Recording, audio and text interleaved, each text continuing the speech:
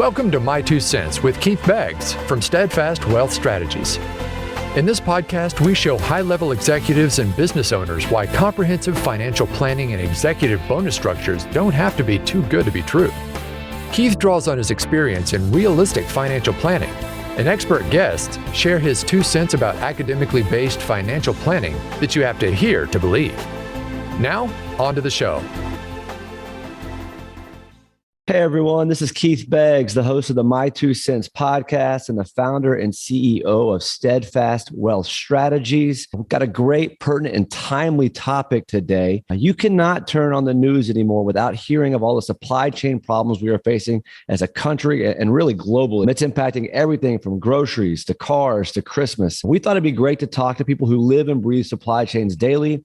And so today we have Jay Calavan, the owner of Trucks For You, and Emily Andrew, the Senior Director of Sales, Marketing, and Driver Recruitment for Trucks For You on the call with us today. Real quickly, Trucks For You is an over-the-road freight hauler with over 300 trucks and 1,200 trailers. Their trucks cover over 2.5 million miles per month, and they have annual revenue of over $60 million. It's hard for me to wrap my head around that 2.5 million miles per month number. So Jay, Emily, thank you guys for jumping on here. How are you guys doing this morning? Let's kind of jump in here. Like I said, we turn on the news. I Googled supply chain issues this morning. There was like 1.6 trillion articles were links that popped up. So this is just something that's everywhere right now. When you hear supply chain issues or supply chain problems, what does that mean to you guys as a truck or freight company? Well, you know, this pandemic has been so herky-jerky over the past 2 years now. And I mean, we started with not knowing whether there was going to be even a need for supply chain. We shut things down. We opened back up. We didn't have workers. We spent a year trying to figure out how to get enough truck drivers to cover the demand. I mean, if you remember back 18 months ago, there was a shortage of toilet paper and every other necessity that you possibly could imagine. And we don't know exactly when this pandemic goes into the endemic. I'm using terms that I follow on Fox News and CNBC. But what we've run into now is we're running into a component shortage. When Emily's going to talk a little bit further about the driver recruiting piece on how difficult that's been for us, the labor shortages that everybody's hearing everything about. But we're in a stage right now where we cannot physically get parts for our current trucks and trailers or any of our new trucks and trailers that we typically buy on an annual basis. So the supply chain, it's weird how this works. The supply chain problems are affecting the supply chain because we can't even get our trucks on the road or keep them on the road right now due to the problems that we're seeing all over the country. Right. It's almost like a chicken and egg kind of issue here. We can't get the supply chain up because the supply chain's down and can't get the parts to the supply chain. Great analogy. Yeah. Okay. So, when did this start? I see articles that say it started at the beginning of this year. I could see it started in June. It started from the beginning. But when did you guys start really feeling that this was going to be a long-term issue, or do you guys feel like this is going to be a long-term issue? I do feel like it's a long-term issue. I mean, a few years is a long time to me for us to feel like things aren't normal, so to speak. I was at the store yesterday and noticed how empty some of the aisles still are. And that is due to the challenges that Jay just mentioned. So not only are we trying to keep stocks like we were and live like we did prior to a shutdown and a pandemic, but we're still trying to keep up with the demands of day-to-day life. So recently someone mentioned to me that auto manufacturing is so many cars behind that it could be 3 years before we can manufacture the components, obtain the labor, and actually produce the products and get them to the end user. So we have to keep up with the current need and we have to catch up from the demand that was missed there. So I see it as a long-term situation. And do you see this more, as Jay mentioned, maybe on the part side where like tangible physical parts, or on the people side in terms of tangible physical people to do the work? Is it a 50-50 mix there? Or do you feel like it's leaning more one way or the other? It might be different and our customers might have a different answer, but I think for us, It's a little bit of a roller coaster. So when COVID first hit, it felt like a people problem. It felt like a labor issue. We couldn't haul freight fast enough. We couldn't keep toilet paper on the shelf. Once we got our arms around that, we started seeing the effects of everyone's labor shortages for several months, nearly a year. So it's definitely, I believe, started as a people issue and has evolved into a component issue, as you see. Let me jump in here, Keith, because the interesting thing about this is the way that society has changed in 2 years.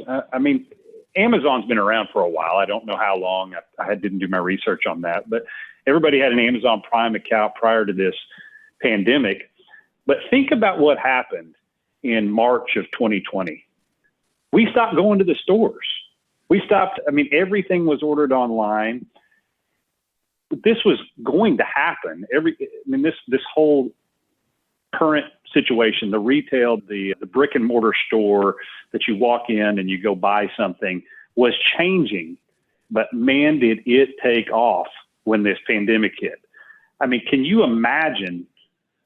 10 years ago, could you imagine that you were going to be buying your toilet paper online and having it delivered to your front door? It's just taken more demand for us to be able to complete that supply chain. Whereas used to, we sent it to a DC, the DC sent it to the store, and then you went to the store and bought it, picked it up, and took it to your house. We've added an extra step into that, and it's added more labor constraints and, frankly, more equipment need for that simple product that we all buy every day. So this was a path if I'm hearing you right, Jay, this is the path we were on, but it got exponentially moved forward, right, because of COVID. So everyone was kind of moving this way. And I think you're saying that you guys could foresee this kind of happening, where the world was going, but it kind of got crammed into a 12-month time period instead of a 10 to 12-year time period, maybe. Exactly what I'm saying. So governmentally, right, we hear things like Biden saying, okay, we're going to open the ports up for this now, or we might let drivers drive longer. I don't know, there's different things, but are there certain things that are happening governmentally, not specific Republican, Democrat, or anything like that, but just things that are happening where that you guys have asked for that you think will help ease some of the bottleneck, where that would help you guys out on your operation? Emily and I talked about this yesterday, and the reality is it's not so much a government regulation that can change this. There might be a relaxing of the general hours of service that are in play. But here's a stat that's interesting. Over-the-road drivers are allowed to drive 11 hours per day. They can be on duty for 14 hours per day. But the average driver only drives about 6.5 hours per day. So if you did the math, and I'm no math wizard, but if you did the math and we increased the amount of actual driving time that the driver was able to do, we may not have a driver shortage. What we've got is a problem in our networks, the shippers, the receivers, and part of this comes back to labor. Can you unload it fast enough? Can you load it fast enough? Are we putting our equipment and our assets in the right place at the right time to use the available time that we have most efficiently? I think that is going to happen, but this has been a problem that's been around for years and years and years, and we've just got to get better at it as a company and frankly as an industry. And I'm including not just the trucker, I'm including the shipper, the receiver, and the end user. So you're like, when we're driving around and I see like an Amazon warehouse, just to stick with them, and you see 100 trucks in those truck bays, what I'm hearing is that those trucks are sitting there way too long. And so the driver is not driving. He's got so many hours a day and he's spending a lot of time sitting, waiting to get loaded or unloaded as to getting the goods moving across the country. That's exactly right. And in terms of, go ahead. I'm no expert in what the change is. There obviously needs to be regulation in the trucking industry. We can't be Smokey and the Bandit and just renegade everything and drive as long as you can possibly drive. There has to be a regulation. But like Emily said yesterday in a conversation that she and I had, maybe there's a way to relax the rules or give give opportunity to regain hours that you cannot get back if you're hung up somewhere that for whatever reason, whether it be weather, truck breakdown, whatever the reason is, traffic, all of those issues can really, really put a hindrance in your overall efficiency with that asset and with that driver and the labor hours that he has available to him. Right. And most of that stuff is digitally tracked now. So it would be much easier to do than when you guys were doing paper logs, 15, 20 years ago, right? Absolutely. Absolutely. Driver recruiting is a very big challenge because this is not an easy job. The irregular route trucker is away from his family all the time. We've seen great improvements in what their actual take-home salaries are, but their standard of living or their life out on the road has not improved. It may have even gotten worse as this pandemic got in play. So Emily deals with them directly, and the recruiting side, she doesn't, I'm going to answer this question for her, but I'm not sure she sees a lot of new drivers stepping into this industry because it's such a tough one to be in. It's a tough career path. So just at Trucks for You, how many drivers do you guys currently have? And if you were fully staffed, is that the same number, or how many more is that? I was at a meeting last week and different companies were sharing an answer to that same question. I felt really good about our numbers. We have about 5 empty trucks in our parking lot right now. So when you have nearly 300 trucks, that's a great number. So, less than 2% of our trucks are empty. It sounded like the industry standard was about 10 to 15% of your trucks empty is acceptable to most of the companies I was around. So we're in a good place right now here, but it's not easy. We're all definitely competing for the same labor force, and that doesn't seem to be growing. During COVID, a lot of the schools closed, at least temporarily or for some time. So that reduced the new entrants into the market. So we weren't having new drivers. And there are several trucking companies that do hire and train straight out of school. So they lost their entire, recruiting opportunity there when those schools were closed. And that doesn't necessarily apply to us, but we need that infill of new drivers to replace the aging, retiring truck drivers that are leaving the market. I do think that COVID intensified the demand for drivers to want to be home more often. So we as a company and an industry had to make adjustments to accommodate those. We hear all the time about everybody went to work from home, and the impact on, real estate and cost of huge buildings and things that are sitting empty. And I think it's similar for the truck drivers. They want to be home more often. And I think that, like Jay said earlier, we were trending that way anyway. But with COVID and the extra stress that put on, it kind of pushed that to happen a little bit quicker. We specifically added new positions and added different types of driving positions that are more regional and local. So we could continue to hire, keep our trucks filled, move our freight for our customers. We just had to do it in a more creative way to keep people closer to their house. And so there's definitely opportunity for us to help but it's not inexpensive, and it does make costs go up. Right. So you're trying to get more dedicated routes, you might say, in a certain geographical area where that you could have them home every third day or every other day, or whatever that time frame looks like. Yes, that is definitely what we're trying to do. And it has opened the doors to a new labor pool for us. The folks that are used to working from, in a metropolitan area or being home more often, those weren't candidates for us in the past, and now they are. So we've definitely made some changes that have helped us. But as an industry and as consumers, I think there always will be that over-the-road, long-haul driver that's going to be needed. So we have to keep, bringing new recruits and new drivers into the workforce.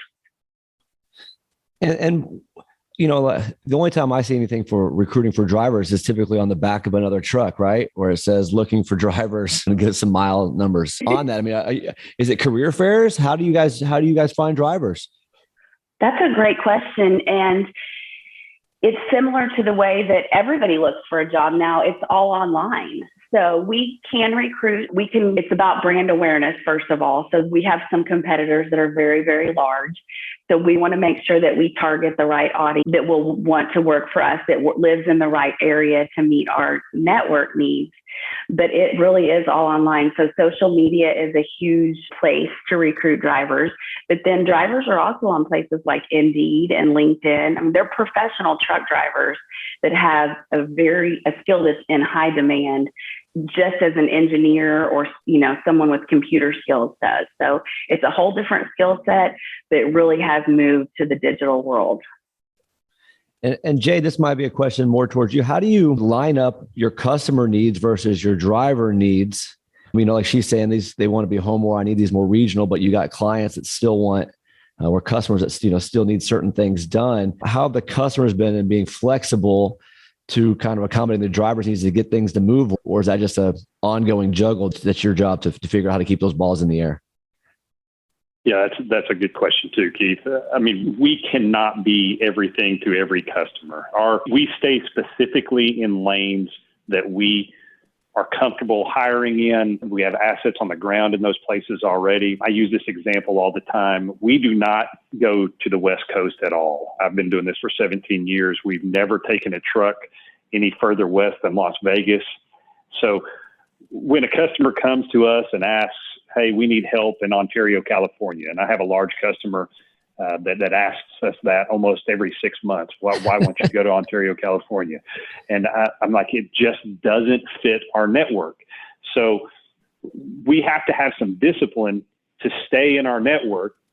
And just like Emily alluded to earlier, we've got to make absolutely sure that we are hiring drivers in our area that make sure that we are able to get them home when they want to be home. And they're comfortable understanding what our goal is in creating a good lifestyle for them, and also paying them a fair wage. And we also know that we're going to provide better service to our customers if we stay in lanes that we're comfortable with as well. So it is really, really important to develop relationships with our shippers and our receivers to understand what TFY is, where we're going to go, and what's going to be expected of us. 6 months ago, lots of these customers were offering insane amounts of money. Lots of them still are, to go to places that we just don't have a presence in. And it was not easy to turn that down, but we wanted to stay true to what what made us successful for the past 40 years. So that's the way we handle that. No, we run into that occasionally over here. We are an academically prudent-based investment company. And, sometimes we'll get some people that want to do crypto with us or do other things. And while we could take that money underneath our net, right, and we get to charge fee, but as soon as we do that, we're giving away the integrity of what we've kind of built and what's made us successful. And it's that short-term victory, but it probably costs you long-term. It sounds like you're saying the same thing. We might have made more money then, but what would it have done to our drivers? But now we're making them do things we told them we wouldn't have them do. And then, are they going to believe me? Are they going to believe me the next time I tell them something? Or are they going to be like, well, Jay's only as loyal as the dollar? Well, here's the reality. This is a kind of a wild generalization, but I believe this to be true. The professional truck driver, it's all about how much money they make per mile until it's time to go home. And then they don't care. It is our responsibility to make sure that we get them home when they need to be home. And we understand that as a company. So there's a fine line we got to draw there. If we hire a bunch of people from Massachusetts and all of our freight's in Texas, we're not going to be in business for very long.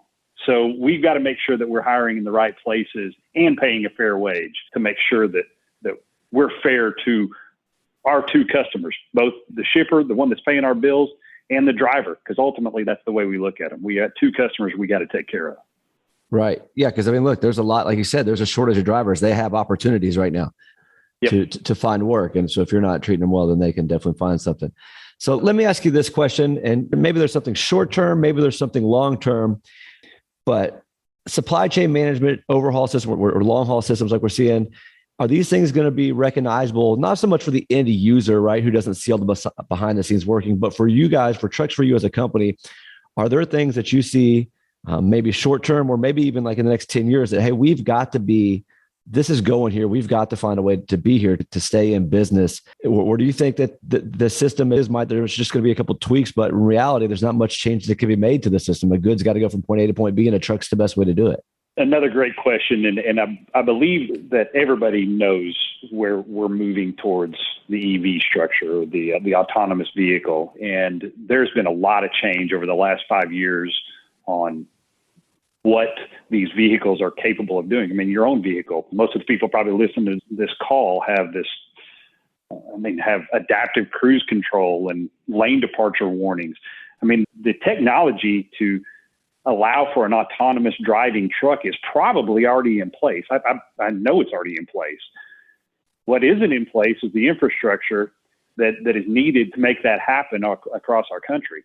So I do believe that in the next 10 to 15 years, you're going to start seeing some autonomous trucks. I do believe there also will be a driver in those, but he may not be on duty for all 11 hours. I mean, if he sets it to autonomous across West Texas, he's probably okay. He probably can't do that if he's running through the Metroplex.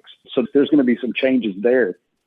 The one thing that will not change is the demand for trailers and equipment. What I actually see happening is I see more regional DCs. Amazon warehouses are popping up all over the place where you will ship into these regional DCs and we'll have local drivers deliver in some radius. I mean, I don't know what that radius actually is, but I think you're going to see even more demand for an actual final mile driver. That's not our space, but we will be delivering into those DCs. And that's what I see happening in the next 5 to 10 years. Emily, same thing, or anything different that you see maybe on the recruitment side or the driver side that's going to happen? I definitely agree with Jay. I think it's going to take a lot more equipment to move a similar amount of product because we're going to have more hands touching that product, which I think will create an even larger labor challenge. So hopefully as technology and equipment evolves, the job also evolves. So the requirements, to be a driver and the expectations of that driver also evolve. So things like hours of service can be accommodated to attract more people to the industry.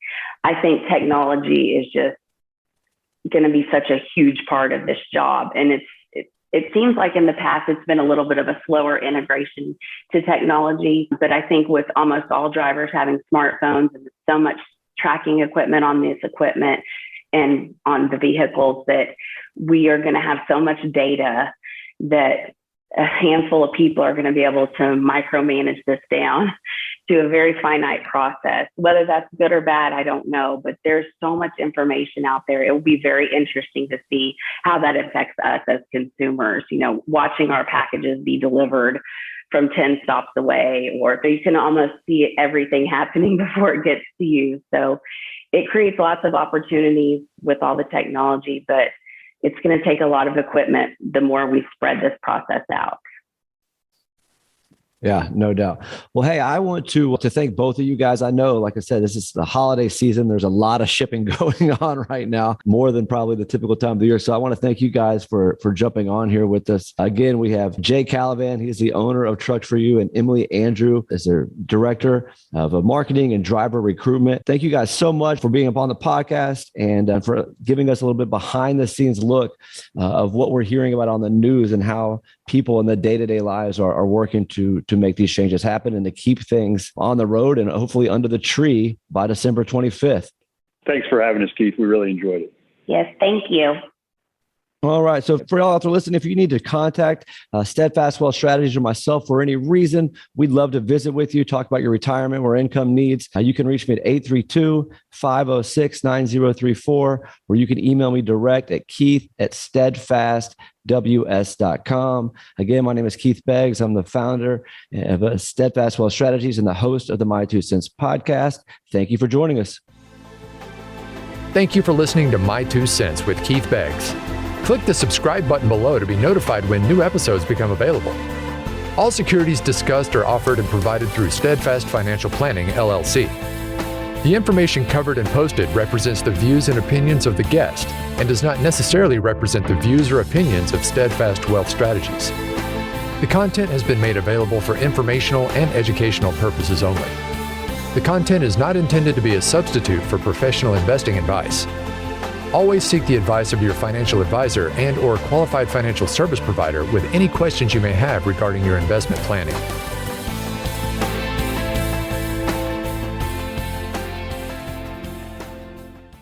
This podcast is not intended to provide specific investment, financial planning, tax, or legal advice. It is intended for educational purposes only. Please consult your tax advisor, financial advisor, or legal professional for specific advice on your specific situation.